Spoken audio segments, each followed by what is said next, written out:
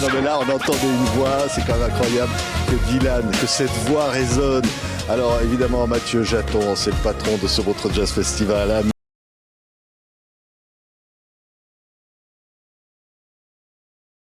Collaborateur de Rolling Stones qui a fait un numéro spécial incroyable d'ailleurs sur Dylan, collaboré à ce numéro spécial. Yves Bigot, Yves d'abord, cette voix Dylan qui résonne ici à Montreux, c'est quand même un truc, c'est un événement. C'est la 6e fois en tous les cas qui se produisait à Montreux depuis 1990 comme on dit ici. Et c'est le show et la setlist de la tournée Rough and Rowdy Ways qui a commencé dès qu'on a pu ressortir après le confinement, qui doit se poursuivre jusqu'en 2024 avec ce truc très singulier qu'un artiste de 82 ans est le seul artiste au monde qui joue son dernier album en entier. Oui, ah non mais c'est dingue. Alors là évidemment Mathieu Jaton, vous le patron de cette programmation de ce festival, c'était un rêve de l'avoir, même s'il a posé des conditions Dylan, c'est pas simple, 1500 places assises, on pouvait pas rentrer sortir, pas de téléphone, pas de photo, rien. Oui mais comme l'a dit Yves, quand on a la chance et l'opportunité d'avoir Dylan sur cette tournée-là, on l'a dit, la 6e fois à Montreux, mais c'est chaque fois un moment d'exception. C'est vrai que c'était un petit peu particulier, mais je pense qu'on comprend très bien, quand on est dans la salle, d'imposer une configuration assise sur cet album-là, qui est et dans le monde de la musique dans lequel on vit aujourd'hui. En fait, tout d'un coup, cette communion de dire on est assis, on savoure le moment de musique, on n'a pas de téléphone portable, on les met ça dans des pochettes. Et c'était finalement très beau, très très beau, non seulement dans la salle, mais aussi avant le concert. Parce que vous voyez les gens qui ont commencé à se reparler ensemble, parce qu'ils n'avaient déjà pas leur téléphone, quand ils prenaient l'apéro, et ils commençaient à discuter, à échanger, à parler du concert qu'ils allaient voir, etc. Et finalement, c'est pas si mal de passer un concert sans téléphone portable, et personne n'a posé quelconque problème par rapport à ça. Ouais, alors donc, on n'aura aucune image de ce concert qui va rester que dans les mémoires de ceux qui ont eu la chance de le voir. On voit là, c'est Kingdom, c'est un album qui vient de sortir, Shadow Kingdom, c'est un film, hein, Yves. On voit Dylan un peu chanter sur ce faux live en quelque sorte, mais c'est une des rares occasions de le voir tel qu'il est aujourd'hui à 82 ans. Hein. Oui, c'était un live stream de 2021, donc pendant le confinement. Ça a été enregistré, remarquablement bien filmé en studio, dans une atmosphère qui est époque prohibition, un peu Casablanca, en noir et blanc, par une réalisatrice israélienne. C'est magnifique et vous avez raison Patrick, c'est une des rares occasions de voir Dylan filmé à plus de 80 ans. Oui. Ouais. Et donc la légende, comme disait Claude Nobs, le fondateur de ce festival en 67, ça va bientôt faire 60 ans. Bientôt, voilà. en 2026. Il disait les légendes naissent ici. Oui. Alors, voilà. Where legends are born. C'est vraiment et en fait, faut laisser à César ce qui est à César. C'est un homme de marketing très célèbre qui est venu à Montreux et qui a donné cette phrase en fait en disant les légendes naissent à Montreux, qui nous va bien finalement. Et on voit que ces moments-là de Dylan à Montreux font partie des légendes et tous les passages de Dylan. Et il y en aura encore beaucoup pendant ce festival des légendes. Oui, c'est ça. Alors Amira n'était pas au concert. Yves était au concert de Dylan, mais de l'autre côté également. Oui, non, mais vous avez été condamné au rap français. Vous, c'était en même temps. Alors Patrick, il faut dire que c'est quand même Dylan qui a inventé le rap en 1965 dans Subterranean Homesick Blues. Ah oui, exact. Ah oui. Donc c'était pas illogique alors. C'était pas illogique. Non, mais là, donc c'était. Alors ça, j'allais presque dire la faute à Mathieu ou grâce à Mathieu surtout. Voilà, c'est qu'on a la chance d'avoir des deux côtés comme ça en même temps ici au Montreux Jazz, d'avoir Dylan d'un côté et puis d'avoir une soirée avec des rappeurs. Alors je cite les noms. Il y avait Kali, il y avait Solalune, Kershak, SDM. Et ouais, Renoir, le 5e artiste.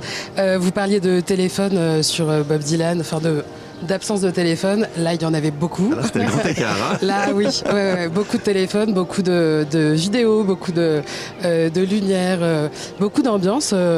On en parlait avec Mathieu. C'est vrai qu'au Montreux Festival, ils arrivent à réunir des gens de toute génération. Et hier soir, il y avait beaucoup de jeunes.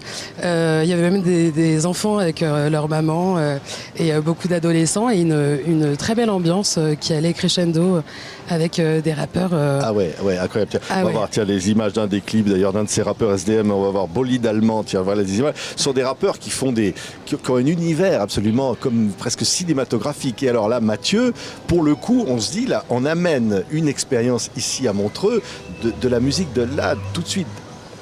Oui, et ça c'est la signature Montreux. Et je pense que le grand écart de hier, il est extrêmement symptomatique du Montreux Jazz Festival.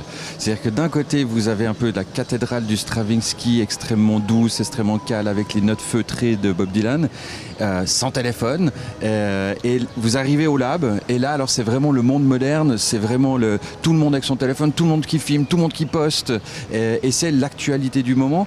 Et c'est ça qui nous intéresse le plus, en fait, c'est que finalement, il n'y a pas de clivage entre ces générations-là, et même les jeunes, d'ailleurs, ils écoutent, comme ils écoutent Dylan, comme ils écoutent du hip-hop. C'est souvent, en fait, je sais pas, médiatiquement, on veut mettre en fait des barrières entre les styles, etc. Mais la jeune génération, aujourd'hui, elle écoute de tout. Et quand vous voyez justement la salle de SDM hier soir, alors évidemment, c'est très jeune, mais il y a aussi des adultes, il y a aussi des parents, il y a aussi des gens qui viennent découvrir. Et c'est ce que j'aime au Montreux Jazz, c'est ce mix des cultures, ce mix des styles, ce mix des publics. Et c'est ça qui est magnifique, finalement. Tout le monde communie ensemble. C'est alors à Combini, d'ailleurs. On mixe tout ça. Amira, finalement, il n'y a pas de frontières. Nous, on fait des grands écarts très, très, très souvent. On aime parler de musique très diverse, mais parce que même quand on fait des interviews de rappeurs, on peut parler de rock, on peut parler de musique latine. Enfin, ils sont très ouverts à tout type de musique, et c'est pour ça que le rap français aujourd'hui est aussi riche. Sur les 5 artistes hier, on avait des propositions très, très différentes, des univers très différents. Ouais. Et voilà, et donc le rap aujourd'hui, c'est quand même le genre de musique le plus écouté, en tout cas en France, en Suisse aussi. Énorme dans la jeune génération. Ouais. C'est ça. Donc oui, non, enfin, c'est dommage de mettre des frontières entre ces genres-là. Le rap existe aujourd'hui aussi grâce au rock, à plein d'autres genres. Et ce qui est intéressant, c'est que on parlait de cross culturel, c'est que le rap rend populaire le jazz, puisque des Robert Glasper ont commencé à travailler avec Terrence Martin, et donc les jeunes aussi, par l'œil du hip-hop, redécouvrent le jazz, en fait. Et c'est très intéressant, c'est ce que vous voyez en fait entre les différentes salles du festival, et notamment le Memphis, qui est vraiment ce jazz protéiforme et qui est très inspiré du hip-hop, et vice-versa. Oui, alors Yves, qui a bien connu Claude Nobs, aussi le fondateur de ce festival, se dire, au fond, il n'y a jamais eu ces frontières-là dans l'histoire du Montreux Jazz. Non, ça a été. D'ailleurs, c'est ce qui fait que c'est un festival aussi exceptionnel, en plus du lieu. Hein. Oui. Là, on l'admire, d'ailleurs. Hein, là, et des qualités de l'accueil, que ce soit pour le public comme pour les musiciens, qui est quelque chose d'exceptionnel. Ça a été toujours depuis le début, en 1967. C'est l'ouverture, justement. Alors le festival, il s'appelle toujours Festival de Jazz, et c'est très bien d'avoir gardé. Et on le revendique. D'avoir gardé cette marque, mais il a toujours été ouvert sur toutes les sortes de musique, sur la soul, sur le rock, la musique brésilienne, la world music, le hip-hop. Là, il va y avoir Gilberto Gil qui va faire sa tournée d'adieu, là. C'est extraordinaire, star brésilienne. Tournée d'adieu, et puis justement un remerciement au passage pour ce public. Dans les années 70, en fait, le Brésil a été accueilli à Montreux comme une porte ouverte sur l'Europe. En fait, les premiers musiciens brésiliens venaient à Montreux pour être connus en Europe, et Gilberto Gil vient remercier quelque part aussi le Montreux Jazz Festival pour ça. Mais je rebondis sur ce que dit Yves, c'est que ça a toujours été Claude a été décrié en fait dans les années 70 quand il a fait venir Santana. On criait à la parjure parce que c'était pas du jazz. C'est pas du jazz. Toi, tu étais là à ce moment-là. Il y a des puristes. Bien sûr. Oui, mais pas dans la perception du jazz américain. C'est-à-dire que le Montreux Jazz a été vraiment empreint de ce jazz soul plutôt protéiforme de la Aretha Franklin, Nina Simone, moins dans le jazz européen un petit peu plus free jazz. Et Claude a toujours positionné le festival, il le disait très bien, moi j'aimais toujours cette image que disait c'était un grand bouquet de fleurs avec plein de couleurs et plein de sortes de fleurs que j'ai envie de partager avec le public. Ouais. Et c'est finalement ça, c'est un état d'esprit. Et c'est ce qui plaisait tellement aux musiciens aussi, c'est ce qui les attirait ici, c'est de se découvrir les uns les autres, de venir au chalet chez Claude pour regarder les vidéos de ceux qui étaient passés les années précédentes. C'est justement cette espèce de melting pot et d'ouverture formidable qui font le caractère spécifique de Montreux, en tous les cas en Europe. C'est ça qu'on vient y trouver, quoi, en fait. Oui. C'est-à-dire qu'on y trouve toujours, même. Et puis on y découvre aussi, Mathieu le rappelait tout à l'heure, on vient à Montreux à la fois pour voir les musiciens qu'on connaît, qu'on a envie de voir, mais parce qu'on sait aussi qu'on va découvrir des inconnus, comme ça a été le cas de Stevie Ray Vaughan et de beaucoup d'autres qui ont été découverts ici à Montreux. Et pour la petite histoire, parce qu'on parlait du hip-hop, la dernière fois que Kendrick Lamar est venu au début de nouveau de sa carrière quand il a joué au Lab, une des premières questions que Ken Ring pose quand il arrive en backstage, c'est est-ce que Quincy Jones est là? Je voudrais lui dire bonjour. Donc ça montre en fait que eux ils sont complètement inspirés de cette génération-là, ils la revendiquent et finalement ils adorent collaborer ensemble. Donc laissons-le faire et nous laissons la plateforme pour pouvoir faire exploser cette musique. Puis incroyable programmation avec à la fois évidemment les salles, les spectacles payants, puis les salles gratuites qui sont les plus nombreuses avec des choses absolument incroyables qu'on peut voir gratuitement ici. Ça c'est fou. 450 concerts gratuits, oui. Ouais, qui est dingue. Et à la fois de voir Sofiane Pamart, Chili Gonzalez et de voir aussi Iggy Pop sur la même scène qui vont se suivre pratiquement. Hein. Pardon Mathieu, c'est cet éclectisme qui est formidable et puis aussi une des belles évolutions du festival depuis une douzaine d'années, c'est justement d'avoir multiplié les scènes pour différents types d'artistes. Alors, à la fois de tout genre et puis de tout type de notoriété et pour accueillir aussi effectivement le public désargenté qui n'a pas les moyens de se payer les grands concerts du Stravinsky mais qui peut voir beaucoup de formidables musiques gratuitement.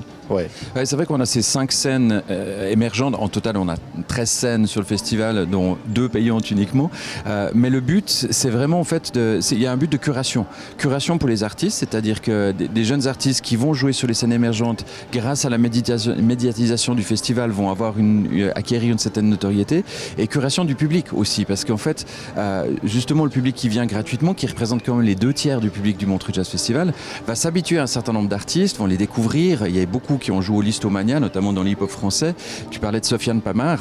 Sofiane a commencé au Listo quand il a produit certains artistes français, hip-hop français. Et ensuite, il est venu en solo piano. Et maintenant, il est headliner du Stravinsky, ce qui est génial. Mais là, de nouveau, le clin d'œil de cette soirée avec Chili Gonzalez.